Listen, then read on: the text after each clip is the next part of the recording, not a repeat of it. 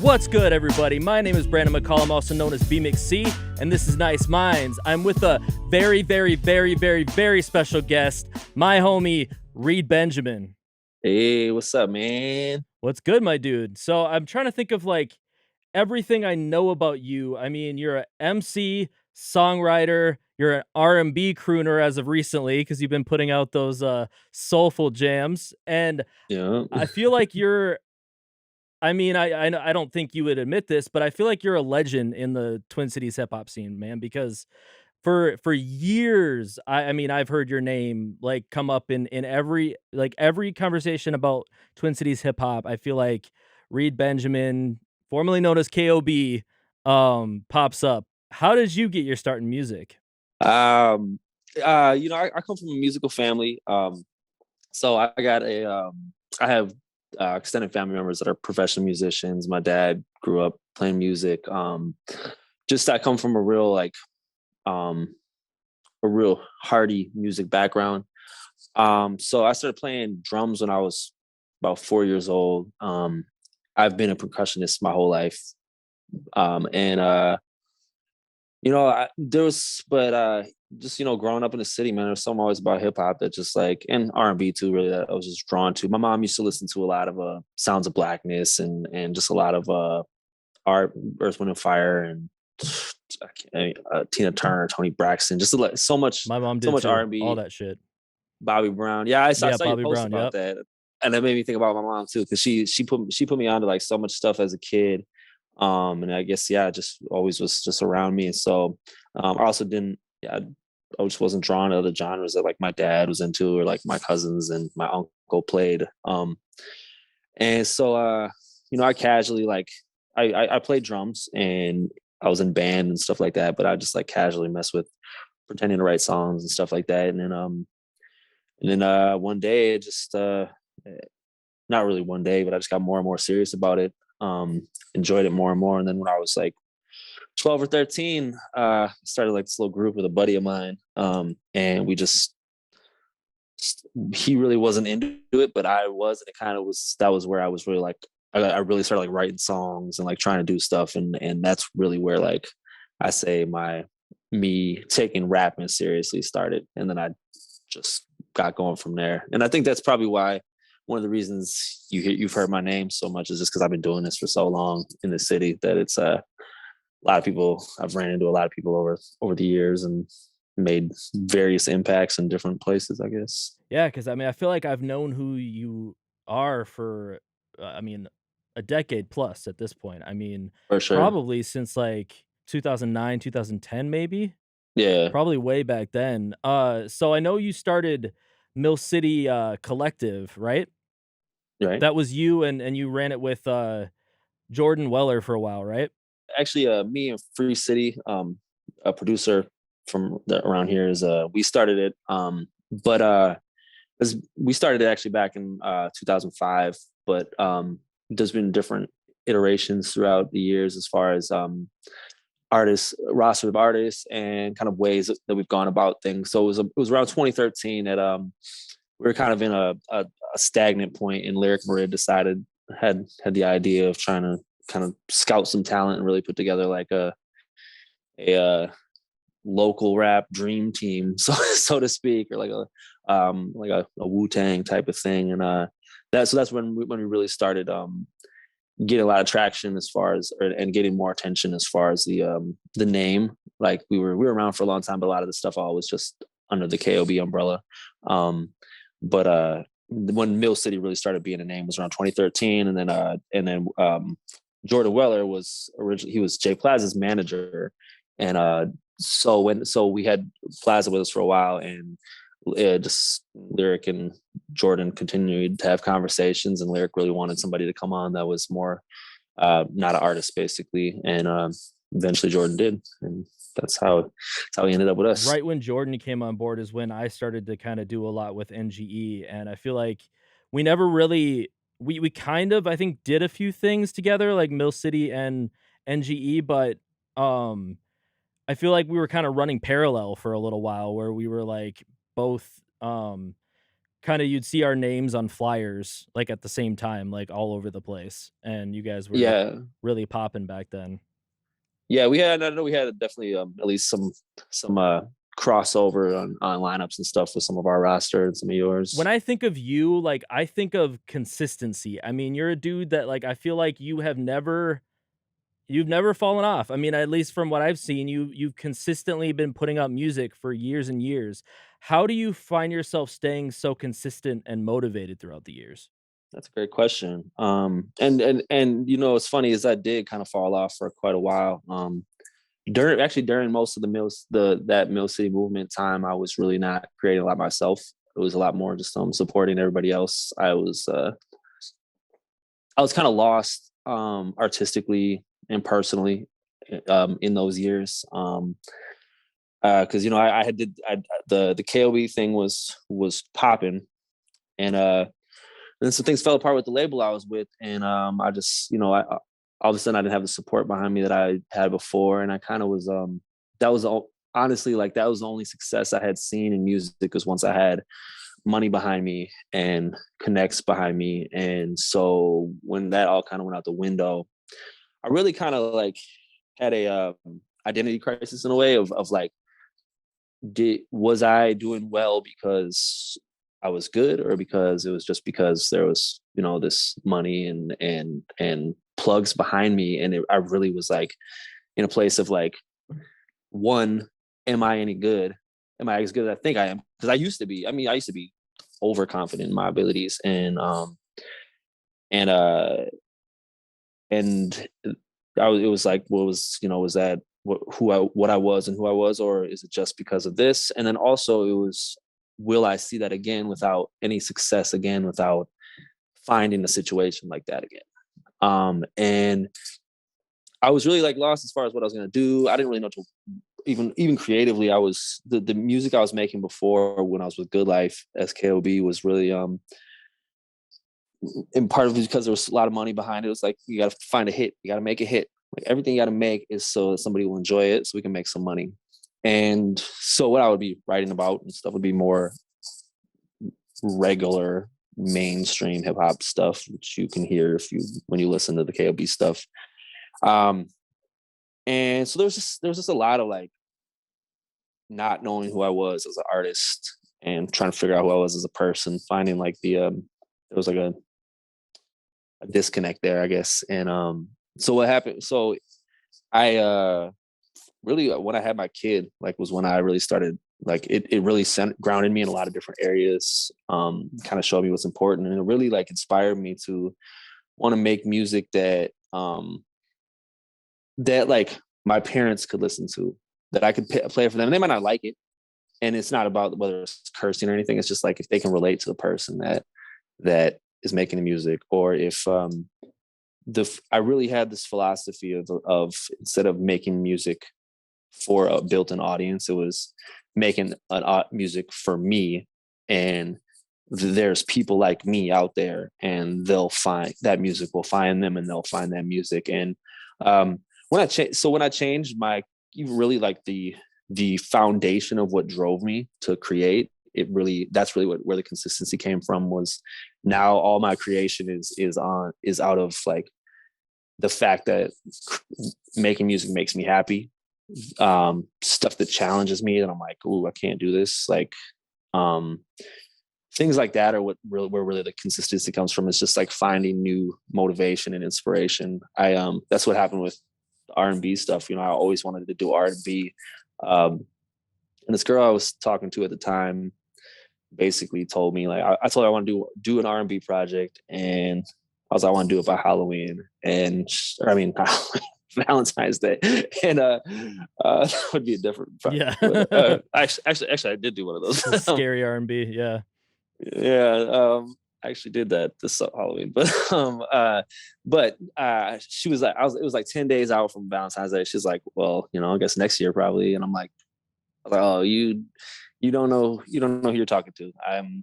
If I get an idea, like I just dive into that. That's how I did all them 4x4s and stuff. And so I was like, all right, you know what, just to like, it was like I was inspired by the fact that someone doubted me, but I was like, watch me. and I ended up making 10 songs in like 8 days. Holy shit. I ended up only keeping five, partially because of like what I liked and what I didn't like, but partially I just didn't want to mix them all, like because the mixing was going to take too long to like get it out.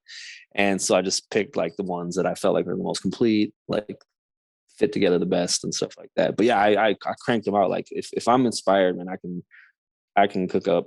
I'll cook up 3 songs in a night if I'm if my mind is going.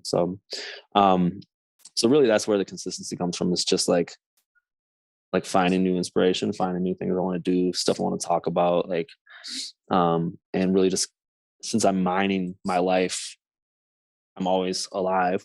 So there's always new material to mine. So just like trying to find new creative ways to do what sometimes feels like the same thing. I really relate to that, man. I mean, I've been doing this for 20 years now, and I feel like I've gotten to so many points where like I've felt lost. Like there's been like little segments of my life, and I'm currently going through that. I mean, because my mom passed last year, so I'm just kind of like I get to these points every now and then where I'm just like, what the fuck do I want to do creatively? Like who am I as an artist? Like I've done all these different things. And I kind of have to like reassess my life I feel like it's every like few years. And that's kind of what I do. Hmm. But I mean, I managed to stay somewhat consistent and stay making music over 20 years. So like there must be a reason for it. I mean, Hmm. I feel like I would have put it all away and quit everything by now if if that was Right. what was meant to happen,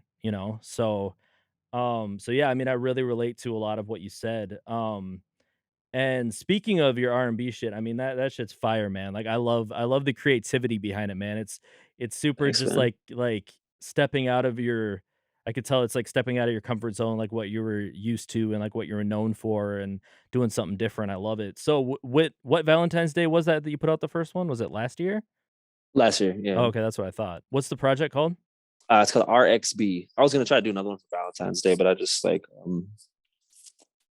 that project was a little bit more. It was my first foray into it, so it's really like sticking your toe in and a lot of stuff, which made it like the first song was really hard to make, and then after that, it was really easy. But um, I didn't go very deep in anything in there, like emotionally or anything like it was really just like a toe in the water. And now like the stuff that I have now is a lot more like personal to me. It's a lot more like I mean, not it all means something. Like the stuff that I made meant something, but this is just a different level. And I really like wanted to be first careful about how I put it out because it's not only just my life, it's other people's lives involved, and then also I wanted to I really wanted to come out right. I've put out a lot of music and gotten kind of the similar results for a long time, and I know why it is. It's because I get so excited about a project, I just throw it out there after a while because I'm like, it's done. Like I just want the world to experience it, and like probably like most artists, I was independent artists, like my ability to be patient and market and stuff like that has been kind of my detriment. So I'm trying out. So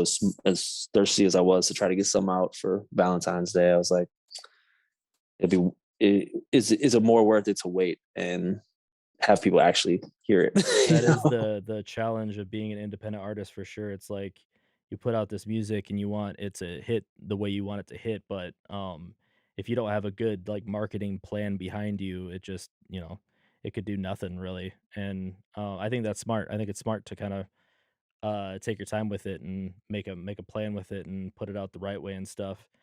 Um so I think that kind of goes maybe into my next question a little bit. What piece of advice would you give to any younger artist getting into music? Like, what do you wish that you would have known when you first started? So much stuff. Um, um, a couple things. The first thing I wish I would have done from the start was um, learn the business. Same. Yep. You see so many artists that make music, and you're like that are successful, and you're like, how? Like, usually, I mean, they usually got some decent. I'm not here to downplay any commercial artists or anything like that, but there's usually you're like, this is the best that we have, or like this is like the most like it just seems like a lot. it always seems like the artists that are the most successful know the business, and then they go from there. And even locally, there's so many people that I don't think are that, talented or have great songs, but get a lot of traction because they know how to do this, and which is something I never put a lot of stock into. Even like, I mean, we know each other from IPR Did we technically. meet at IPR? I believe so. What? When did you go? Oh six. No, well, You maybe weren't there yet? maybe because I you swear you you you were know, there, you man. you probably saw me around because I was Okay. I take that back. Do you know Brian Mingy? Yeah. I was recording with him all the time there. Okay. So you Maybe woulda that's why. you so I yeah, the '06 would have been when I was, like I was down there a lot actually, so that makes Okay. sense. That's probably why you know me then.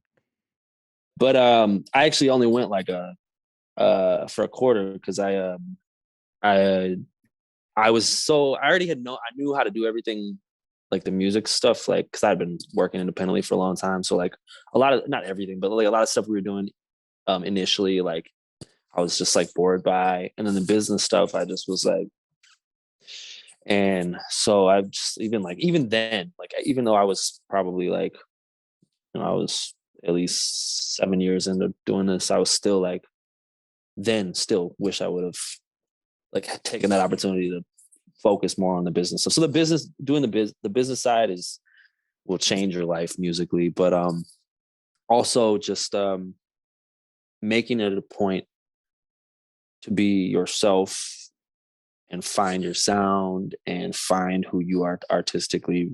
My biggest pet peeve when I listen to stuff now is I can immediately tell who this rapper is trying to rap like, sound like, because there'll be inflections that are the same.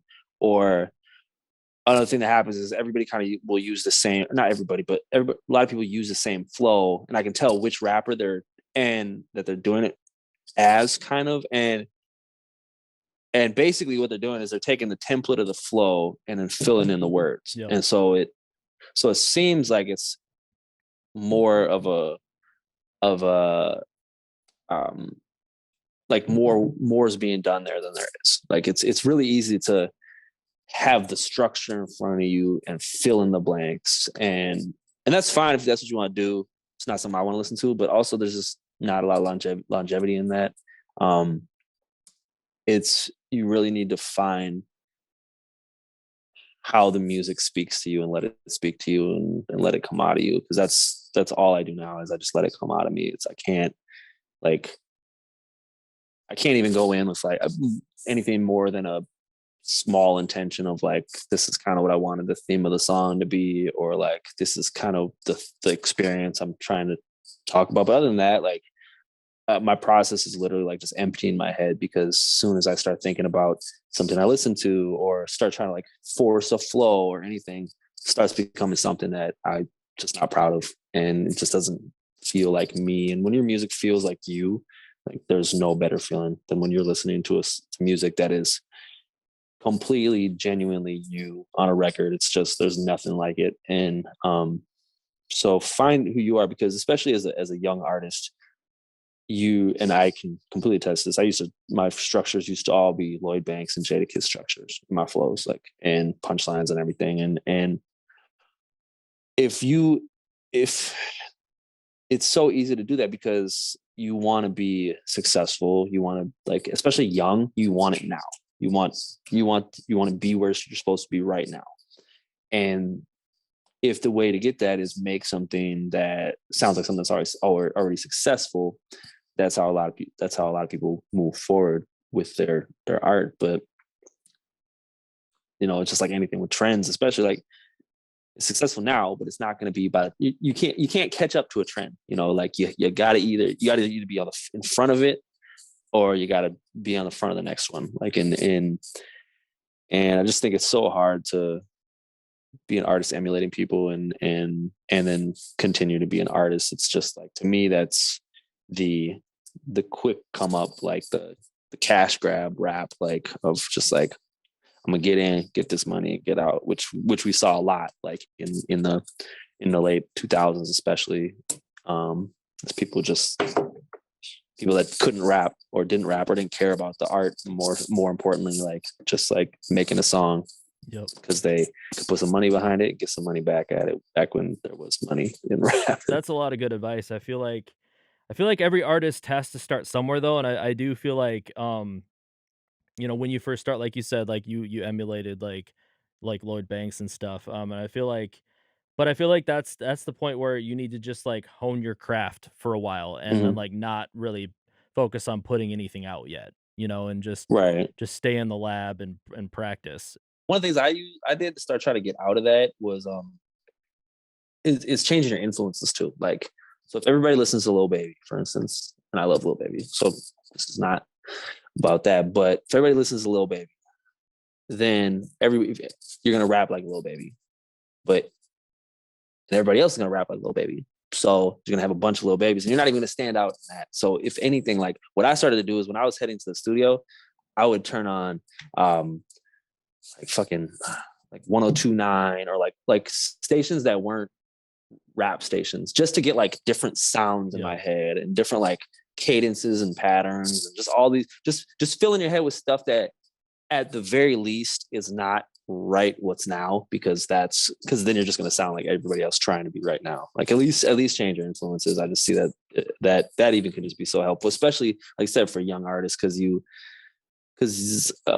everybody starts somewhere and you want to sound like the person that you like the most. But if you really want to get the most out of your artistry, like fill your cup, as a therapist would say, like with other things. Yeah, I totally agree with that. Like other genres is crucial. I mean, like rappers who just listen to rap. I mean, you can tell. It just sounds like that. Yeah, for sure. I totally agree with that. So what do you think about the Minnesota scene currently? I me personally, I feel like I see a lot of creativity in the local scene that we haven't really seen always. I feel like, like 10, 15 years ago, it was like it was just very everybody had the same sound, and now it's like all over the place. Hmm. So what are your thoughts overall? What do you think Minnesota kind of needs to like stand out from the rest of the country? Like, because I know we have so much talent here, and I do feel like we could be like one of those major cities for music, but why aren't we? You think? It's a great question. Because there's a myriad of answers Right. to that. I actually I'm First of all, the local scene kind of makes me feel old now because I'm not as tapped in as I used to be, and I feel like I'm tapped in Yep. until I see like 30 artists that are popping that I don't know who they are. So I mean, I don't know. I don't really know how I feel about the local scene. It's really like a. It feels like the Wild West right now, Yep. kind of in a way of like there's nothing centralized and stuff, which there kind of was before, which I think is a good thing. Um, I think it needed change. And I think different people need to do different things to open those doors. I'm really excited about that fact that there's so many artists here that are really like gaining traction that I just like have never heard of. Like there's like it's just means that there's so much going on here, and that people are taking their own paths too. They're not Yep. being like, okay, why is it's not the same? Why isn't Rhyme Stairs opening the door? Why isn't Rhyme Stairs opening the door? Why isn't Rhyme Stairs opening the door? People are just like, I'm finding my way, and Yep. they are finding their way, and those ways are creating new ways. Like Bobby and uh and all them guys Yep. going through Doc and stuff. Doc opened the door for them, but now they can open the door for new people that are coming in. Like there's just like there's so many like different things happening, and I think that's really what's going to make the scene happen, is that it's going to be there's not going to be this that's the person that's eating, we all want a piece of what they have, everybody's getting their own piece, and when everybody's eating, or at least more people are eating from different tables and different plates, then there's not going to be any, or there'll always be drama, but there's not going to be, oh, I'm not working with them because they're not messing with me. Or it's like, no, just go get yours. Like, and find where you fit, find what works for you. And like, it's so cool to see like the water wave stuff going on. Yeah. Like out of fucking nowhere. I don't know where that happened, Yeah. that came from. I don't even know enough about them. I Same. want to find out Same. more. But they just, man, they just took over out of nowhere. Yep. And that's just so dope that there's kids, like these Yep. kids like really are creating this movement that's like making waves and making noise, and they're figuring it out.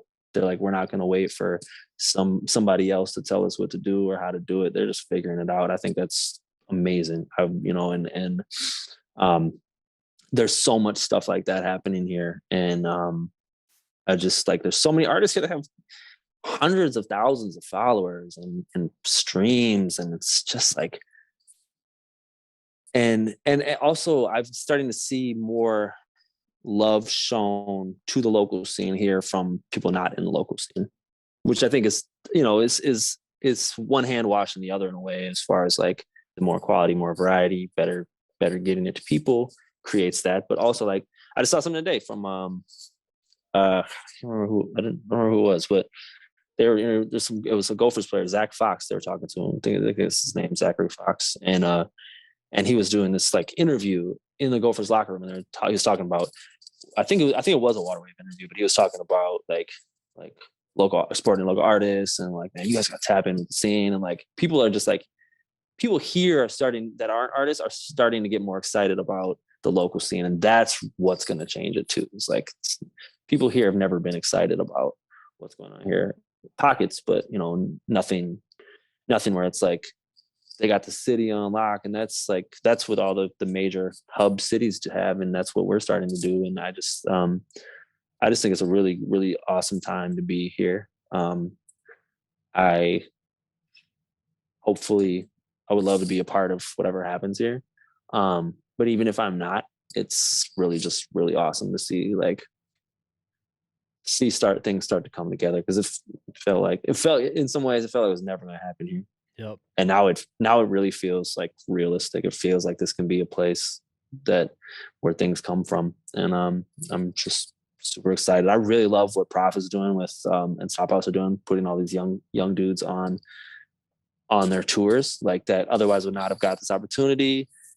They know that getting fans outside of Minneapolis is going to make things better in Minneapolis, but also spread everybody's. And there's no way that as talented and amazing as Mac is, as Tay is, like, they can't do a tour by themselves and get all these people from all these different cities to come. They have to go on a Prof tour, and so the fact that he's like giving these opportunities to people and doing basically like what everybody wanted Rhymesayers to do all this time, like, is just, I could not give more props to that. Like, that's just the coolest shit in the world, that it's like an all Minnesota tour. I like, sorry, just hit me like that. Literally an all Minnesota independent artist tour, just like sold out 90% of their shows across the country. That's crazy. People that have no radio play, no, two of these artists are like really have. Tay's done a few things, out in Cali and stuff. Max really hasn't, as from what I've seen, hasn't been out of here at all. These guys have no history of doing that, and they just sold this thing out, and now they made huge lifetime fans for that on that tour, man. I think it's really, really inspiring and exciting to see. I think Live on Lake Street is really smart. I think that I'm totally on board with them stirring the pot with whatever they stir the pot with, because we've all been trying to play nice to each other and being shitty to each other and behind the scenes. Let's just all like if there's drama, stir up the drama, because it's more clicks, it's more views. And I mean, granted, hopefully nothing like crazy happens to anybody, and maybe it will, but I think either way, I think that this is a platform. It's the type of platform that we've like really needed, where it looks good, sounds good, seems official. Like it's really just, and not that, and Wiseman were kind of the precursor to that, but this is just another level of like, they weren't tapped into the city. They didn't have like in the same way as far as like culturally as much. This, Chief is from Southside, so it's like he's the machine behind all this is from I only know Jake. So who is behind Live on Lake Street? Southside Chiefs company, WMG. So he's been doing shows. I've seen that name pop up. Okay. Yeah, and he just had a little beef with PNB Rock over the the burning down building during there's like a he's somebody that really like is really good at finding his way to like creating like content or like drama and issues and stuff for himself. Like not just those things though. He's just really good at like putting himself like in like crafting his image or whatever. Like I don't even really know how to put it, but he's really like he's a smart dude. He's been out here for a long time, and he's like yeah, and they've been doing live on Lake Street actually I think for a while, and it's now just a new like format of it, Oh, and okay. it's now with and they added Jake, and they're really like putting money behind it because Chief's got he's got a merch company that they do printing and DTG and stuff. He makes a lot of money on that stuff, so I think he finally just has like the funds to really like put behind something like this. And so that's what he's doing, yeah.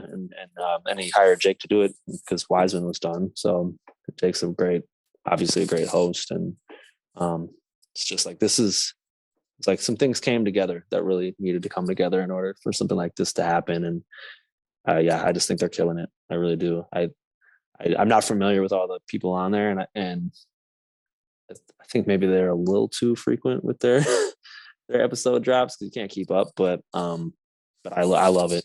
Yeah, there's just so much cool stuff going on here that I'm just really excited about. The fair play is another thing that I think is really pretty interesting. Yeah, Nerd D is just on fire, bro. I mean, that dude Yeah, impresses yeah, the shit out of me. he's raking it in, man. Yeah, Hell yeah. but they got the right idea. Um, they really want to be like they want to be the new Rhyme Sayers, really, Yep. but like do it in a way that's a little bit more um helpful for everybody else and Yep. inclusive as well.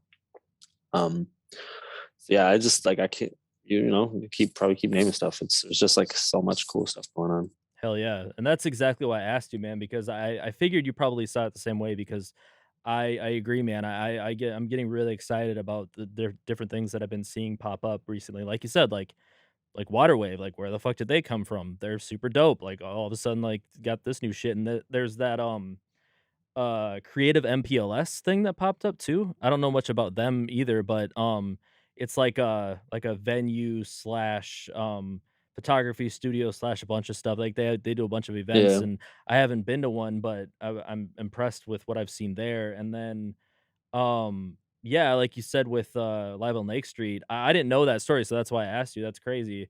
Because all of a sudden, it's just like Jake was doing the podcast that he was doing before, with, Wiseman, and then all of a sudden, he's doing Live on Lake Street and just killing Hmm. it, just like content after content and just, like, crazy shit, and yeah, man, Yeah.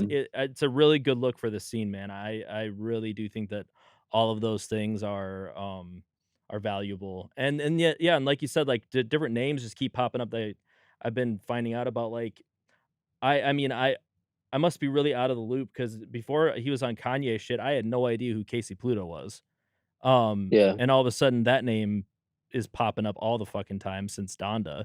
I used to see his name a lot here and there, along with like Junior Reeves and somebody else. They all kind of like would always pop up around each other. But yeah, then he kind of disappeared. Casey disappeared for a little bit and came back in the Kanye stuff. Yeah. Oh, and the other thing too with Live on Lake Street was why it's so good for Jake and stuff is because Wiseman Jake was doing all the editing, Yep. all the graphics. Literally, he was putting in so much time, and now he can just like That's host. so dope. It's from what I understand. It's Yeah. like now he just like, and I'm sure he probably does a little bit more of the behind the scenes stuff, but nowhere near like he was before. And I think that's probably why too he can be so consistent. He deserves all the shine, man. That dude is a good dude. I've had him on the podcast and he shared a lot of heavy shit on here and Yeah, I just got so much respect for that dude. So what projects are you working on right now? Like what are you coming out with in the near future? I'm constantly creating, but and wanting to market correctly and stuff. I'm kind of in a I'm in a place right now where I'm trying to figure out, trying to get the right finances together, and then I have three projects basically that I'm more than three, but like I got another R&B, a sequel R&B project, RXB2, and then I have Another project that's kind of a follow-up to the Eye of the Storm project. The Eye of the Storm was a lot of like um more depressive stuff. And so there's I have an album coming behind that that's kind of like the uprise from that in a way, or the upslope. We're trying to um get back in a good place, which is called Light, Love, Strength, Power. And then I've got this project I've been working on with Clout Laura called Dad Bod God. I don't know if I'm going to get that out when I want to get it out, but we've that I've been working on with him for about a year and a half. I've got a bunch of stuff with Heat Miser. Just like I'm constantly cranking stuff out. Right now, it's like I just have so much stuff. It's finding the places for it. Like, where does stuff go, and when is it done? Yep. And the other thing I do is I constantly am starting a song. I'll have a chorus and a verse, and then I have to go to bed or something, and then trying to come back and like reignite that spark to finish the song is pretty difficult. So I have a lot of like partial songs that I have to decide what to do with, or how I'm going to complete them, if I'm going to complete them, all that type of stuff. So it's just like a constant like chiseling away. But yeah, for sure, the R&B is going to come out this year. All three of those are going to come out this year. It's just a matter of when. I will probably either, even though I don't want to do this, I'm still going to probably drop a bunch of random EPs and shit like that. Just because, sometimes like I won't know where stuff goes, and then all of a sudden I'll just have a spark and I'll be like, oh, these all fit together. This is a project. Like, that's how Eye of the Storm was. It was like I wanted to do something that was before I started doing R&B stuff, and I realized, and I had this has been the hardest year of my life, and just like realizing I had a bunch of songs, old songs and new songs, that all kind of like fit a theme, and like, okay, like this actually is kind of something. And just so I think that's what's going to happen. I know that's what's going to happen with me, is all of a sudden the chips are just gonna, the stars are gonna align. That's what they always do for me. They just like, Yep. it just kind of comes together for me, and I have faith and trust in my process that will I happen. relate to a lot of what you said, sir. You're one of those dudes that I've had mad respect for over the years, and Appreciate it, man. I'm continually impressed, and I'm excited for what you're gonna put out next, man. And I can't wait to hear the stuff. I appreciate it, man. Thanks, man. I have a lot of respect for your longevity as well. Thank you, sir. I like to give everybody the last word. Do you have any last words to leave the people with? Yeah, stay warm. Go to therapy. Deal with your stuff. Take care of the people and do the people right that love you. Love them back. Um, and if you want to do something that inspires you, do it. Don't wait on it. Just do it. Great advice, sir. Thank you again, man. I appreciate you. Yeah, I appreciate it, man. Thanks a lot. Hell yeah, man.